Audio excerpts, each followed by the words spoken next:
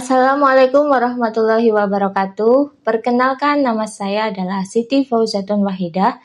Saya merupakan salah satu dosen di Program Studi Teknik Industri, Fakultas Teknologi Industri Universitas Nahdlatul Ulama Al-Ghazali Cilacap.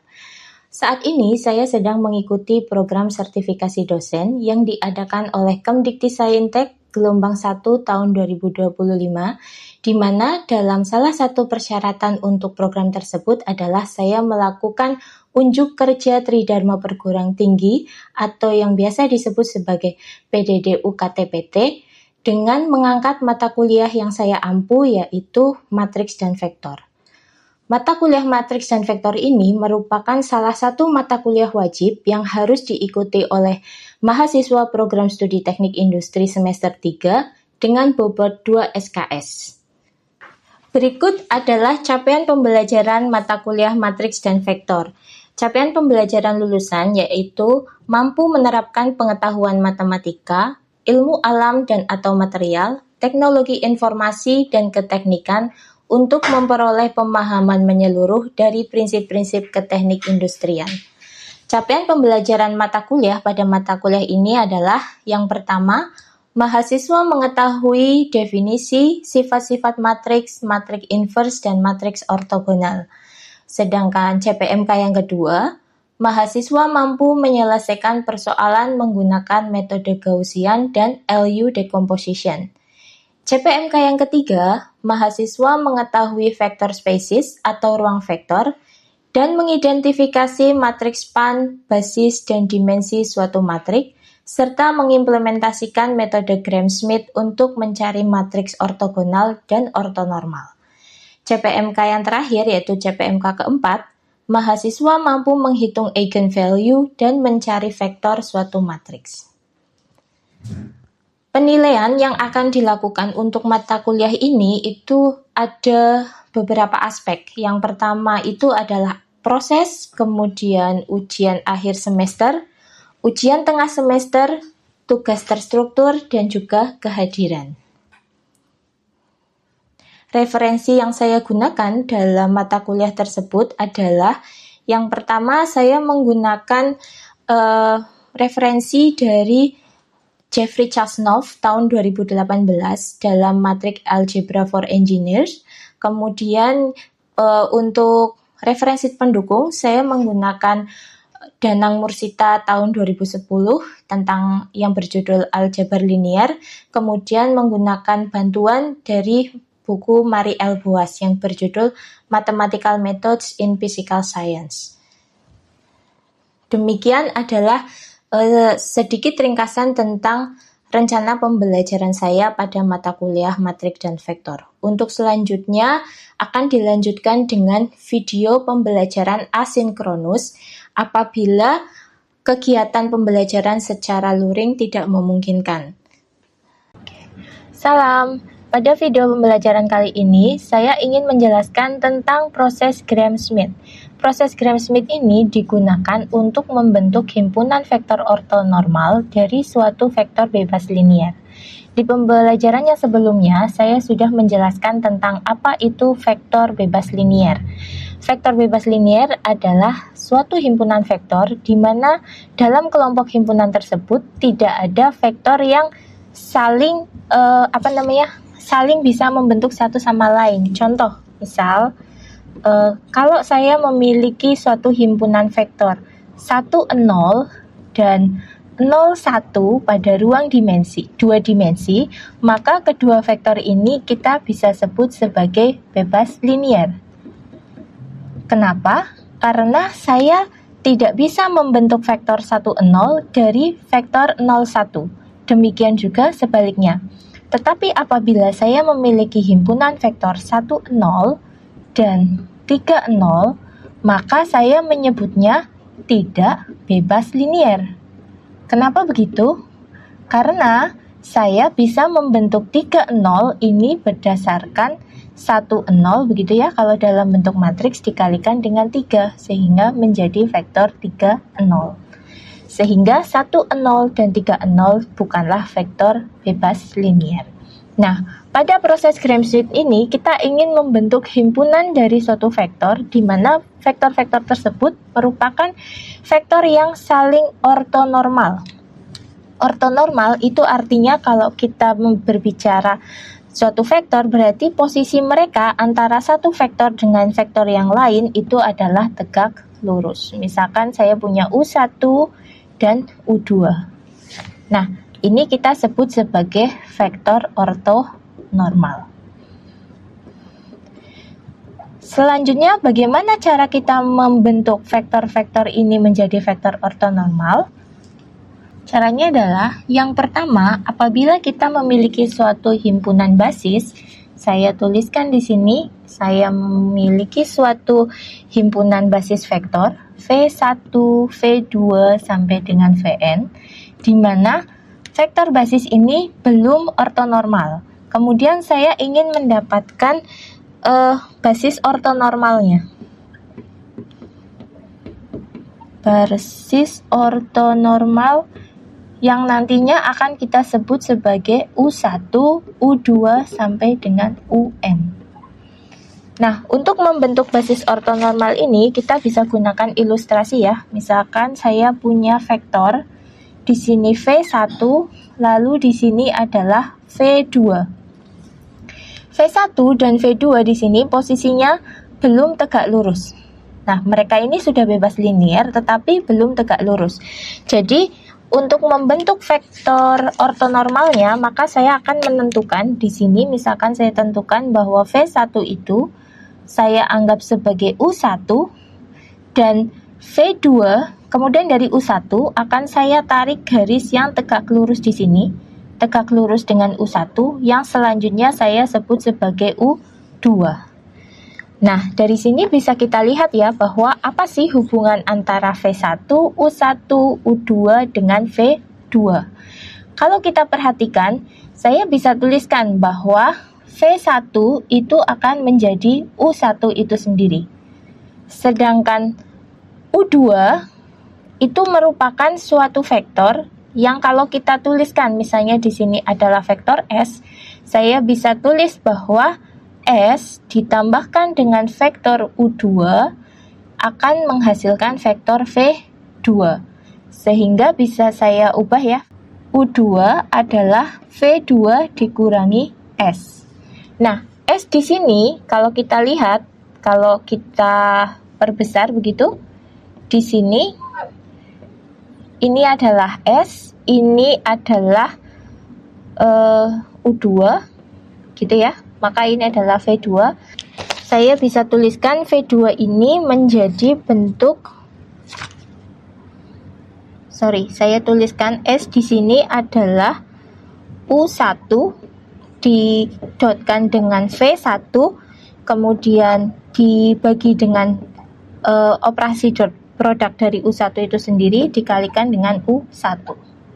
Nah, karena ini adalah vektor dan vektor ini kita kerjakan dalam bentuk matriks, maka bagian U1.V1 ini akan berubah menjadi U1 transpos V1 begitu ya. Dikalikan dengan U1 per U1 transpos U1. Nah, setelah tadi kita mengetahui bahwa operasi dari, saya gambarkan lagi di sini ya. Tadi di sini adalah V2, lalu di sini adalah S, begitu ya. Lalu di sini adalah U2. Kita tahu bahwa hubungan antara S, U2 dan V2, kemudian di sini ada lagi yaitu U1.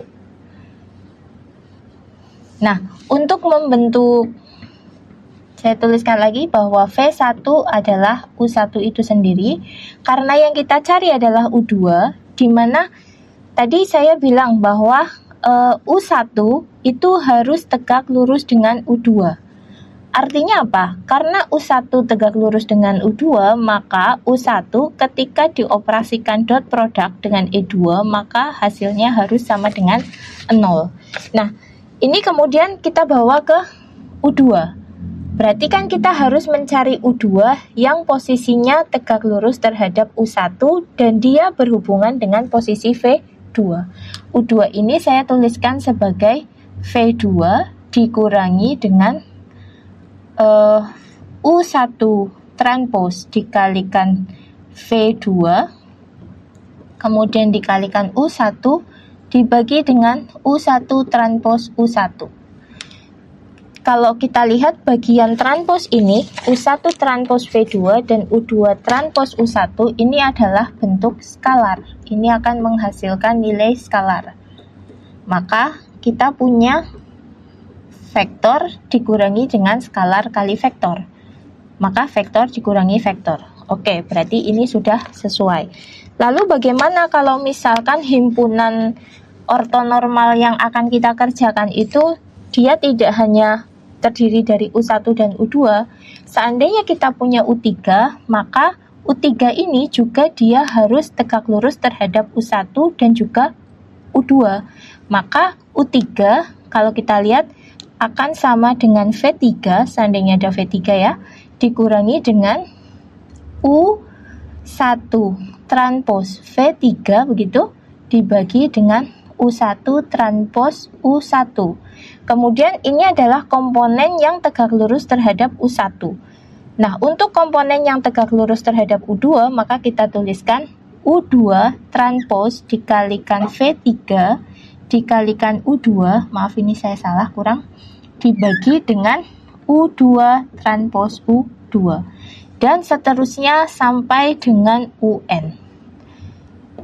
Nah, ketika kita sudah mengerjakan proses ini, kita baru mendapatkan vektor ortogonal.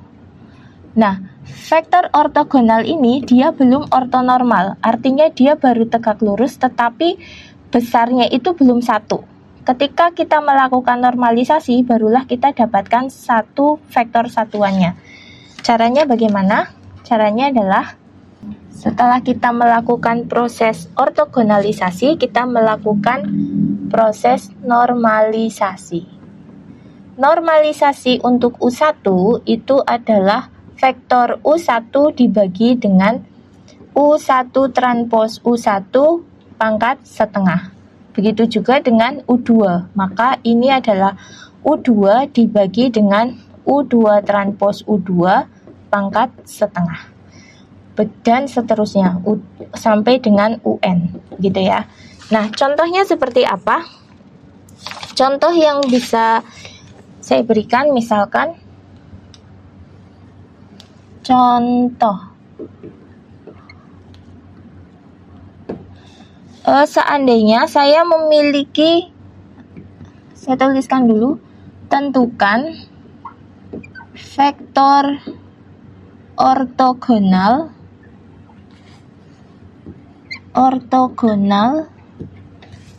U1, U2, dan U3 dari kolom A, B, C pada matriks A.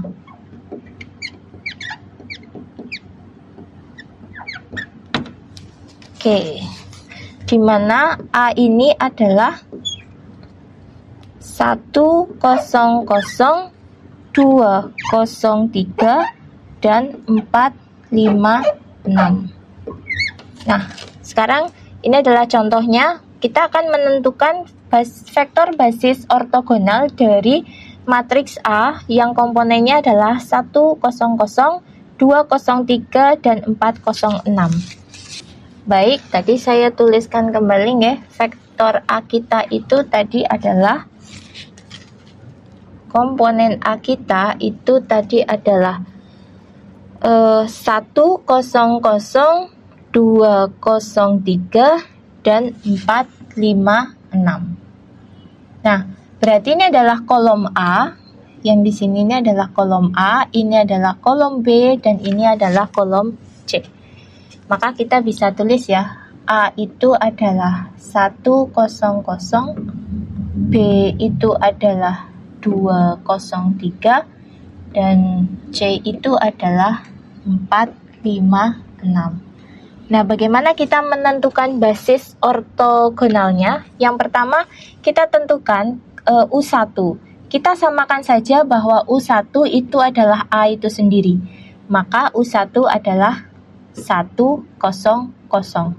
Nah, kemudian sekalian kita normalisasi ya, U1 kita normalisasi, maka ini akan menjadi 100 dibagi dengan akar 1. Kenapa? Ini kan dikuadratkan 1 kuadrat, 0 kuadrat, 0 kuadrat, kemudian diakar, sehingga hasilnya adalah 100. Nah, ini adalah U1 kita. Bagaimana dengan U2-nya? U2 tadi kan kita mengkonstruksinya dari hubungan antara U1 yang harus tegak lurus dengan U2. Maka U2 adalah vektor B dikurangi dengan U1 transpos dikalikan dengan vektor B dikalikan U1 dibagi dengan U1 transpos U1. Kita masukkan saja langsung ya. B itu adalah 203 dikurangi dengan U1 transpos. Berarti bagian ini ditranspos sehingga menjadi 100 dikalikan dengan 203. Maka yang memiliki nilai hanyalah angka 2. Maka di sini menjadi 2 dikalikan dengan U1 yaitu 100 dan di sini 1. Gitu ya. Maka kita akan memiliki pengurangan 203 dikurangi dengan 200. Hasilnya adalah 003.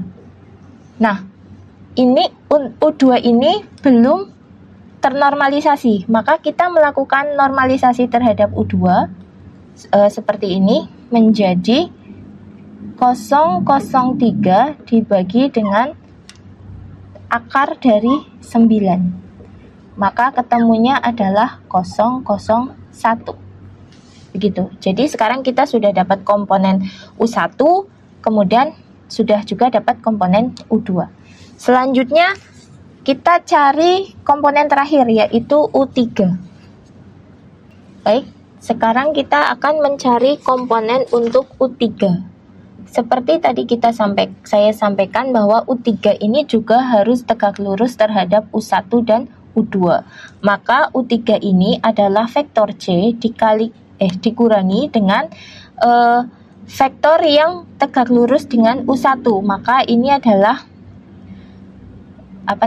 U1, berarti U1 transpos dikalikan vektor C dikalikan U1 per U1 transpos U1 dikurangi lagi dengan yang karena dia harus tegak lurus juga dengan U2, maka dia dikurangi dengan U2 transpos dikalikan C kalikan U2 dibagi dengan U2 transpos U2. Atau kalau kita masukkan ya angkanya, maka menjadi 4, 5, 6 begitu. Dikurangi dengan U1 transpos dikalikan C. U1 tadi kita punya komponen U1 adalah 100. Maka U1 transpos terhadap C dia akan menjadi bernilai 4. Dikalikan dengan 100. Di sini 1 ya tadi. Dikurangi dengan U2. Tadi U2 kita itu adalah 001. Maka 001 ditranspos dikalikan dengan C. Oke, dengan demikian kita tadi sudah memiliki bahwa C, kemudian ini adalah komponen U1 yang tegak lurus dengan U3. Sekarang untuk komponen U2 yang tegak lurus dengan U3, di mana komponen ini berarti kita lihat ya, U2 transpos dikalikan dengan C. Maka di sini adalah komponen ketiga dari C yang memiliki nilai. Di sini adalah 6 begitu. Kemudian kita kalikan dengan U2. U2-nya adalah 001 begitu kan. Lalu dibagi dengan besarnya U2 transpos kali U2 adalah 1. Maka kita akan memperoleh hasilnya yaitu 4 dikurangi 4 dikurangi 0. Maka di sini adalah 0. 5 dikurangi 0 dikurangi 0. Maka di sini adalah ini adalah 5. Lalu 6 dikurangi 0 dikurangi 6. Di sini adalah 0. Nah, ini adalah U3 kita yang belum ternormalisasi.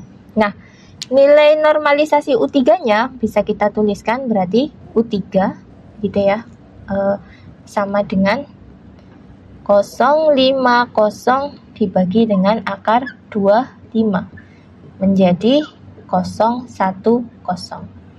Nah, dengan demikian himpunan ortonormal dari vektor A itu adalah 100, 001, dan 010. Begitu kira-kira. Baiklah, berdasarkan apa yang sudah saya sampaikan, maka kesimpulan dari pembelajaran kita hari ini itu adalah cara menyusun Gram-Schmidt dari suatu himpunan. Syaratnya adalah kita memiliki basis suatu matrik. Basisnya ini harus bebas linier.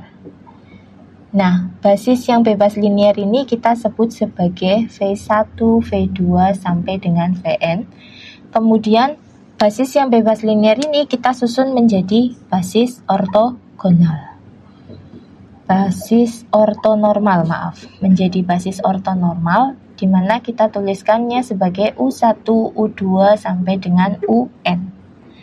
Nah, basis ortonormal ini dia memiliki ciri bahwa U1 harus tegak lurus terhadap U2, harus tegak lurus terhadap U3, dan harus tegak lurus sampai dengan UN. Itu adalah syarat sebagai basis ortonormal. Sehingga U1 ketika didotkan dengan U2 dia harus sama dengan 0, kemudian U1 dengan U3 sama dengan 0, U2 dengan U3 juga sama dengan 0, dan seterusnya. Ini adalah syarat suatu basis ortonormal. Nah, dengan demikian kita sudah tapi apa sih manfaat kita mengetahui basis ortonormal gitu kan? Ketika kita sudah menentukan basis ortonormal pada suatu vektor, maka kita akan mudah untuk menggambarkan posisi dari vektor itu. Contoh sederhana pada ruang 2 dimensi, ketika kita memiliki sumbu X dan sumbu Y, kemudian ada suatu vektor di bidang X, Y ini, begitu ya. Misalkan ini adalah vektor A, begitu. Maka vektor A ini akan mudah dinyatakan karena apa? Karena X dan Y ini sudah memiliki basis, yaitu vektor I dan vektor J. Maka A bisa kita tuliskan menjadi kombinasi dari I ditambah dengan Y, J, begitu. Nah, begitu juga ketika dalam suatu ruang yang mungkin kita belum memiliki koordinatnya itu, dia itu ataukah kita akan pakai X, Y, atau kita pakai koordinat bola dan sebagainya.